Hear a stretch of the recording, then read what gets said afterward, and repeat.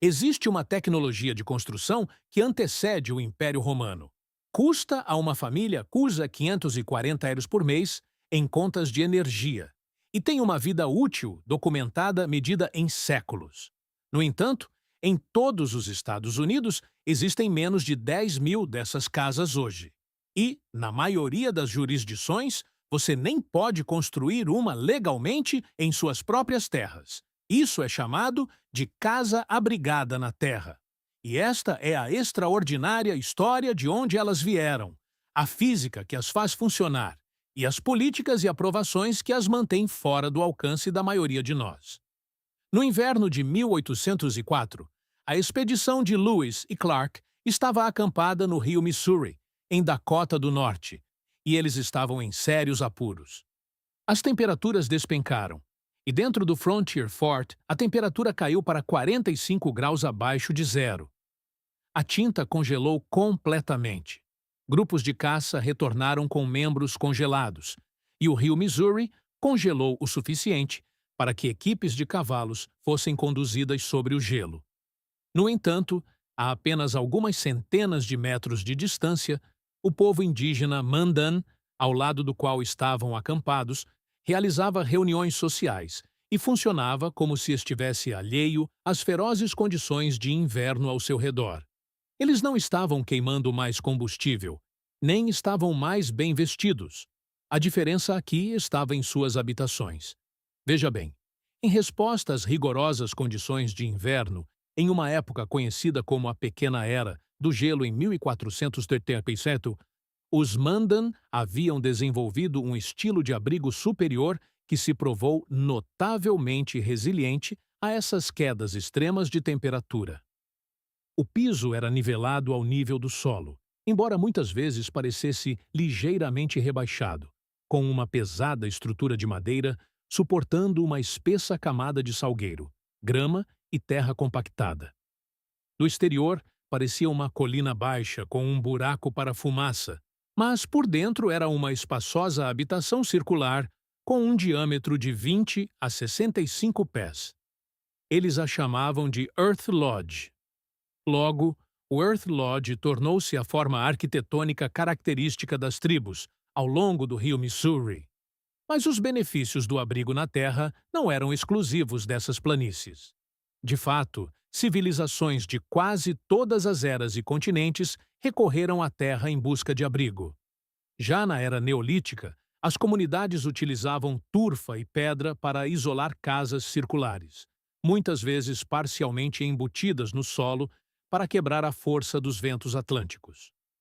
Enquanto nas regiões áridas do Oriente Médio e do norte da África, habitações em fossos subterrâneos que datam de mais de 8.000 anos foram projetadas especificamente para mitigar as ameaças duplas da intensa radiação solar e dos ventos abrasivos do deserto. Mas talvez os exemplos mais ambiciosos continuem sendo as cidades subterrâneas da Capadócia, na Turquia. Partes desses complexos têm quase 3.000 anos, representando o auge da engenharia inicial de abrigos na Terra. Atingindo profundidades de até 200 pés, essas redes de vários níveis sustentavam milhares de habitantes e seus rebanhos, esculpindo o tufo vulcânico macio em sofisticados centros urbanos, completos com poços de ventilação, poços de água doce e enormes portas de pedra para perímetros defensivos.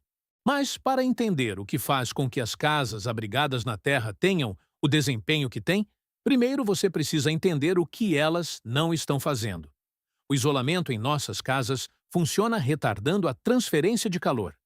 É a barreira entre o interior e o exterior, retardando o inevitável alinhamento da temperatura dentro de sua casa com o ar ambiente externo.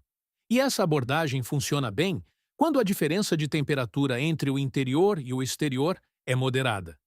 Mas quando esse diferencial atinge 50, 60 ou 78 graus, torna-se ineficaz na manutenção da temperatura interna. O frio ou o calor penetram rapidamente e os sistemas queimam mais combustível para substituir o calor que está sendo continuamente perdido. As casas abrigadas na terra, por outro lado, dependem da massa térmica para regular os climas interiores.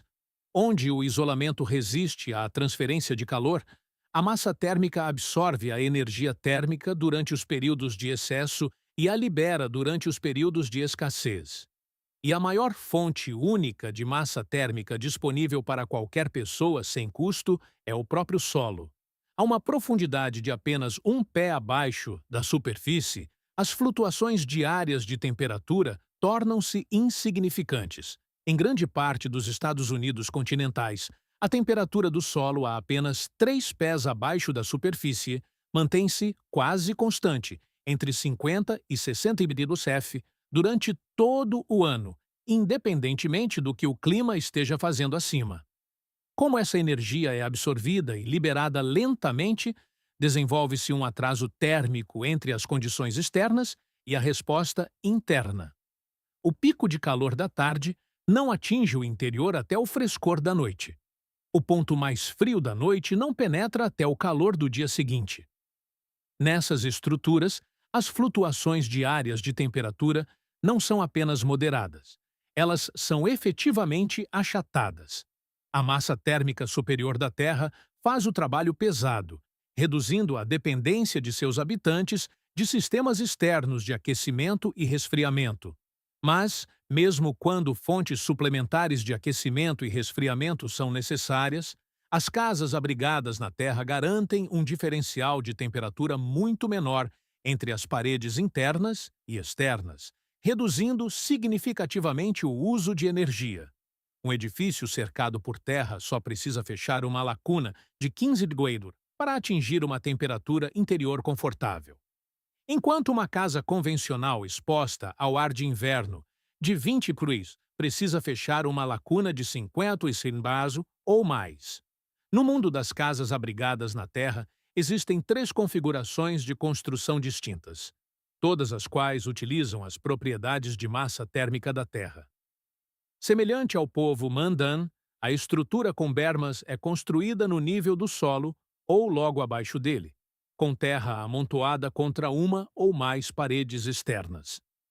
A fachada restante permanece exposta, tipicamente orientada para o sul, para capturar o ganho solar durante o inverno.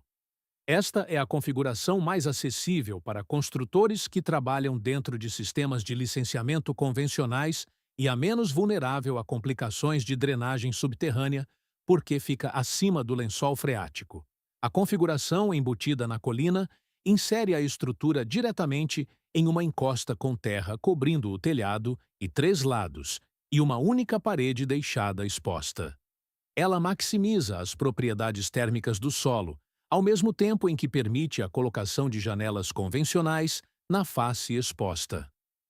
A Earth Sheltered Technology, em Mankato, Minnesota, que construiu mais de 650 casas com esse design desde 1981, registra temperaturas interiores que nunca caem abaixo de 50 a 54 UF, no meio do inverno sem aquecimento suplementar.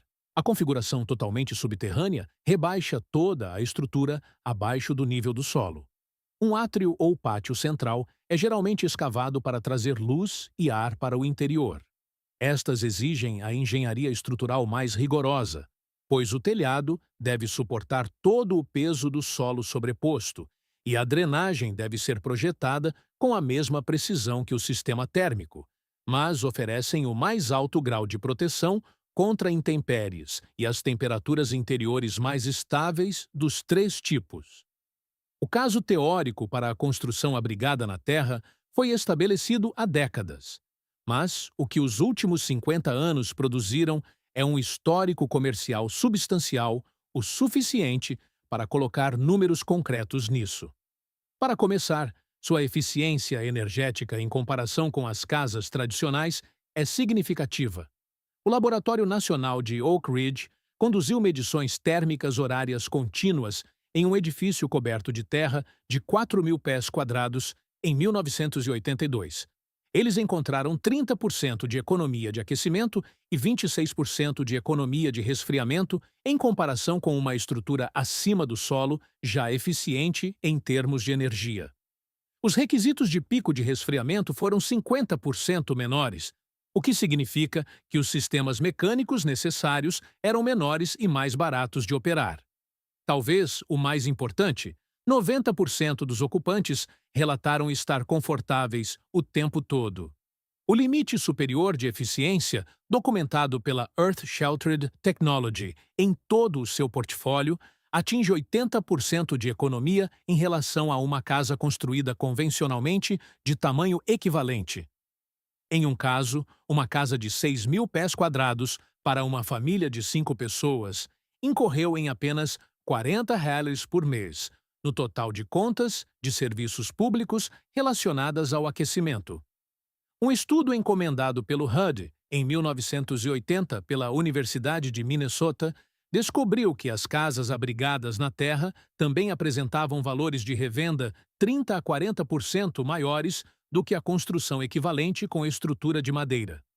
E como são essencialmente bunkers subterrâneos, sua tolerância a desastres naturais também é extremamente alta. As casas abrigadas na terra geralmente oferecem resistência superior a terremotos em comparação com estruturas convencionais acima do solo, porque se movem com o solo em vez de tremer independentemente. Elas também estão abrigadas dos ventos de mais de 200 dos tornados. E como essas estruturas muitas vezes não têm estrutura de madeira exposta, telhas de asfalto ou deck de telhado de madeira, não há carga de combustível significativa para um incêndio florestal. Como resultado disso, as seguradoras que avaliaram casas abrigadas na terra as classificaram em perfis de risco dramaticamente mais baixos do que a construção convencional, com prêmios, em alguns casos documentados, chegando a 50% a 90%, abaixo de uma apólice padrão para metragem quadrada comparável. Certo? Portanto, está claro que as casas abrigadas na terra são mais eficientes em termos de energia e mais duráveis do que as construções tradicionais, o que levanta a questão de por que existem menos de 10.000 dessas casas nos Estados Unidos. E a resposta provavelmente se resume a uma infinidade de fatores. A barreira mais óbvia são os códigos de construção. O Código Residencial Internacional, que rege a maioria das construções residenciais isoladas nos Estados Unidos, contém várias disposições que podem tornar o projeto de casas abrigadas na terra um desafio. Por exemplo, cada cômodo habitável deve ter pelo menos uma abertura de fuga de emergência operável e uma área envidraçada, igual a 8% de sua área de piso. Outro problema regulatório que muitos proprietários enfrentam é a falta de familiaridade do sistema burocrático com esses planos.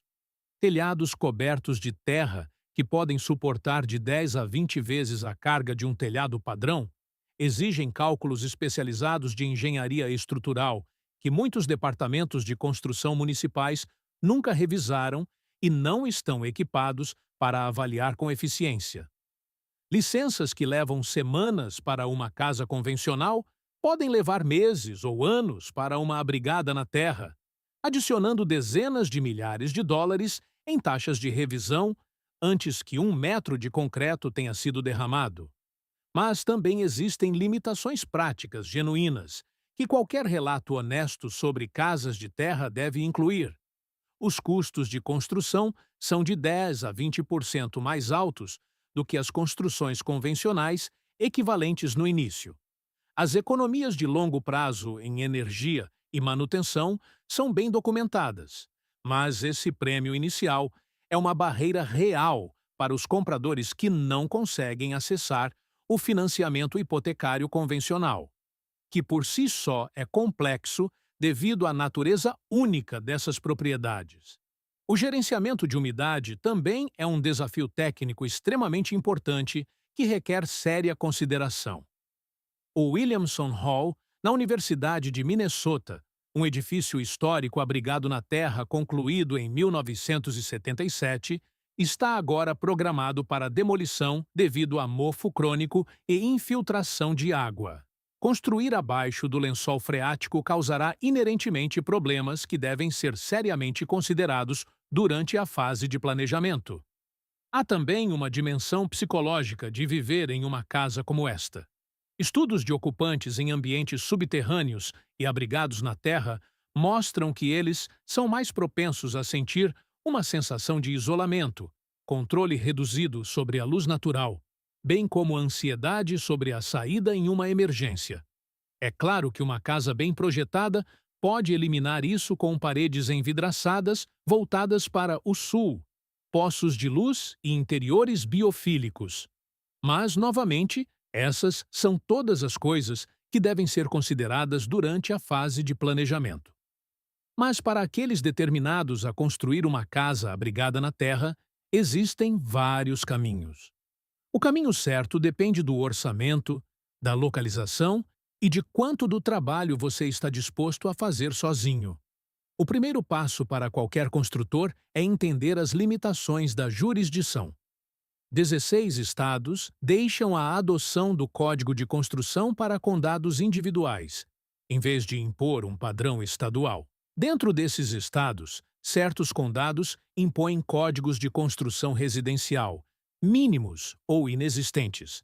No Colorado, o Condado de Delta e o Condado de Saguache, por exemplo, não exigem licenças de construção para terras não incorporadas e abrigam a maior concentração de construtores alternativos do país. Para aqueles que constroem em jurisdições com códigos ativos, também existem alguns caminhos. O Código Residencial Internacional de 2021 inclui o apêndice U cobrindo a construção em cobre, a primeira vez que um método de construção em terra apareceu em um código internacional.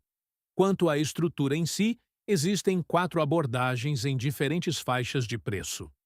O ponto de entrada mais acessível para construtores proprietários é o método de postes, escoramento e polietileno desenvolvido por Mike Oller, que construiu sua primeira casa subterrânea no norte de Idaho, em 1971, por US 50 Hauser usando madeira recuperada.